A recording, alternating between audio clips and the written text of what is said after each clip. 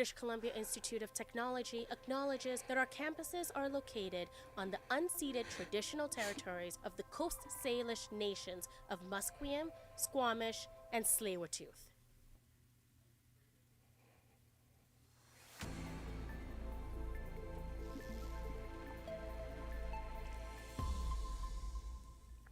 Good afternoon, I'm Keone Mo, and welcome to your 3 p.m. news update. Prime Minister Mark Carney is visiting Tumbler Ridge on Friday to attend a vigil for the victims of Tuesday's mass shooting. The province has also declared today a day of mourning in remembrance of the victims. BC's legislature will also feature a speech from the Lieutenant Governor dedicated to the victims for its spring sitting kickoff. 9 people were killed. This includes 5 students, 1 teacher, and the shooter's stepbrother and mother. Jesse Van Rootselaar has been identified as the shooter. The Tumbler Ridge Secondary School shooting has shaken Canada. As reporter Caleb Bassey Templeton explains, the tragedy will be on the minds of many students across the country. Canada is currently mourning the victims from the tragedy that occurred in the Tumbler Ridge community. The shooting resulted in the death of 9 lives, including the perpetrator, along with serious injuries to 27 others, according to an RCMP press conference. One school district in particular, the Surrey School District, is ensuring the safety of their students when they go to school, according to a press release. The incident marks the country's second biggest school shooting in Canadian history, with the last shooting occurring in 2024. Caleb Bassey Templeton, BCIT News. With the BC legislature declaring Thursday, February 12th as a day of mourning for the victims in Tumbler Ridge, our reporter Clara Lonto has more on what the province is doing. There will be a moment of silence at BC legislature at noon for the victims of the Tumbler Ridge shooting. The planned throne speech will be postponed, and instead, Lieutenant Governor Wendy Kokia will be speaking about the tragedy at 2 p.m. As for the city of New Westminster, they are inviting the community to come together to reflect and remember the victims. There will be a candlelight vigil today at 6 p.m. on the front steps of New Westminster City Hall. Clara Lonto, BCIT News.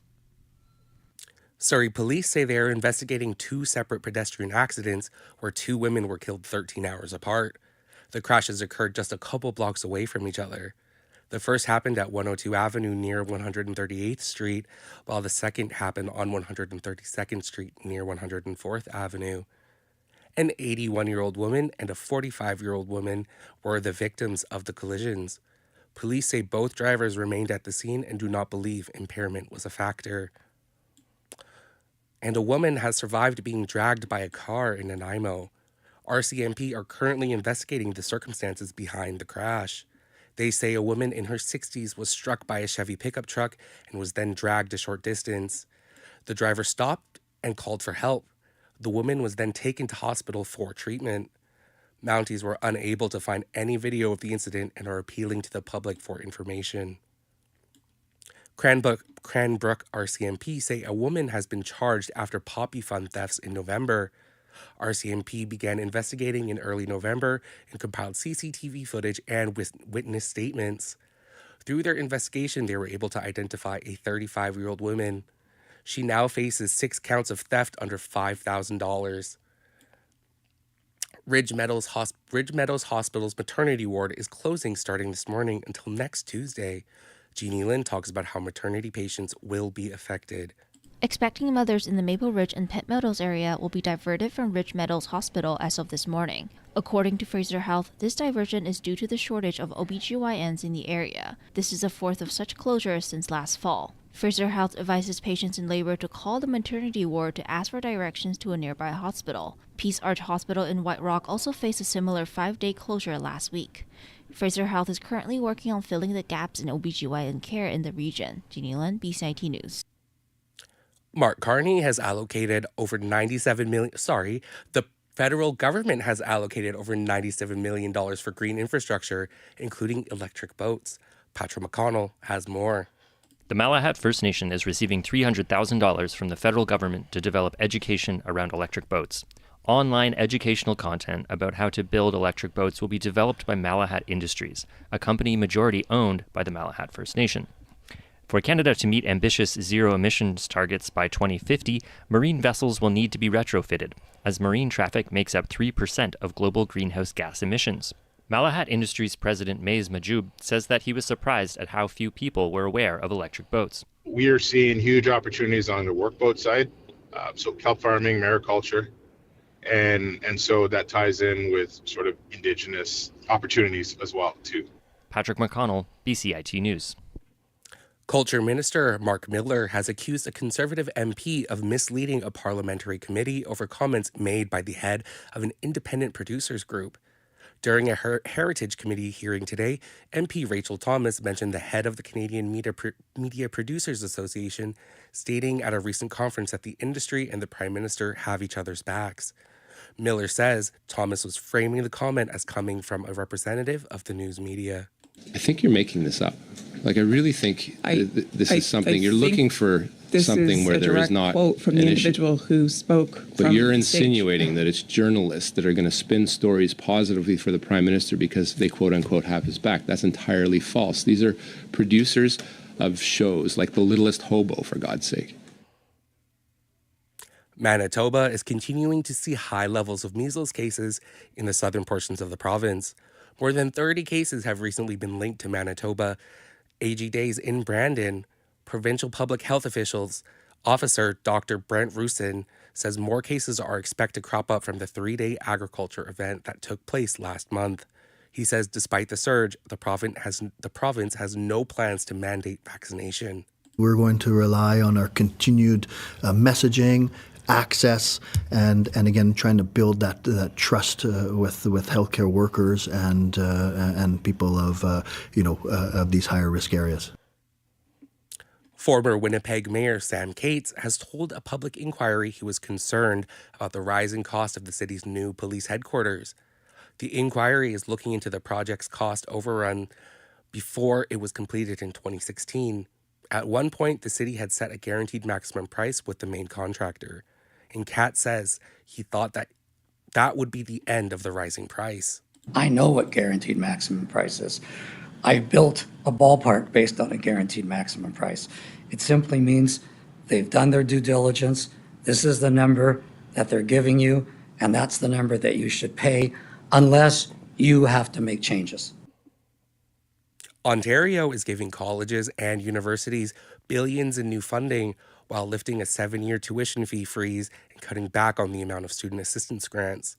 Colleges and Universities Minister Nolan Quinn has been reviewing the post-secondary funding formula and announced changes today that will amount to $6.4 billion in additional money over 4 years.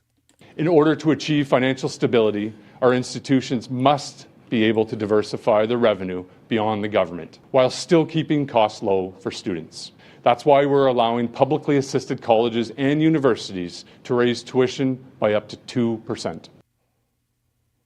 And an update from Canada at the Olympics. Courtney Surrault has earned Olympic bronze in the women's 500-meter event in short track speed skating. This brings Canada's total medal count to 7. The Canadians men's hockey team bested Czechia to 5-0 and will go up against the Swiss team next. The Canadian women's team also came out on top against Finland, winning 5-0, and will be playing Germany in the next round. Canadian speed skater and gold medal favorite William Dangeneau just missed the podium in the men's short track 1,000-meter final, and Canadian snowboarder Elizabeth Hosking missed out on the podium in the women's halfpipe event at the Games. In an interview, Ukrainian skeleton racer Vladislav Haraskevich says he doesn't think he did anything wrong by wearing a helmet showing the faces of more than 20 Ukrainian athletes and coaches killed in the war with Russia. What is meaning of expression, or smile or something else, or some pictures on a helmet, what had almost all athletes in our field, also considered as an expression. And to be honest, I cannot understand for what I was suspended, and I still try to figure out. U.S. curler Rich Ruohonen made Olympic history after joining the team mid-game as an alternate. On Thursday, the U.S. men were behind Switzerland 8-2 in their opening round-robin match when they decided to sub him in. Ruohonen stepped onto the ice and delivered a solid shot. At 54, he became the oldest American to compete at the Winter Olympics. U.S. ice dancers Madison Chalk and Evan Bates aren't hiding their disappointment at the Olympic silver medal for what Bates says was their absolute best performance. Chalk said Thursday that the confusion over the result does a disservice to our sport. During Wednesday night's free dance at the Milan Cortina Olympics, French skaters Laurence Fournier-Baudry and Guillaume Cizeron earned a season-best 225.82 points to win gold despite several mistakes by Cizeron. Chalk and Bates also delivered a season-best performance with a nearly perfect skate, finishing with 224.39 points. Chalk says skaters, coaches, and fans deserve more clarity about the results. Canada's Victoria Mboko has made it to the semifinals at the Qatar Open Tennis Tournament. The 19-year-old from Toronto upset second-seeded Elena Rybakina in their quarterfinal match. Mboko recorded 6 breaks against the 26th Australian champion, the last clinching the stunning upset win. NBA All-Star Weekend is back in California for the second straight year. Among the on-court events are the Celebrity Game and Rising Stars competition on Friday, 3-point and slam dunk contests on Saturday, and a new game format on Sunday that features the USA versus the world. The US versus the world concept was talked about for years before finally becoming a reality this season. The NBA and the National Basketball Players Association unveiled the long-awaited plan earlier this season, after trying yet again to figure out the latest way to spark renewed interest in the game. And for the weather, it's looking like it will be partly cloudy today with a high of 8 degrees and a low of 5. This was your 3 p.m. news update, and I am Keone Mo for BCIT News.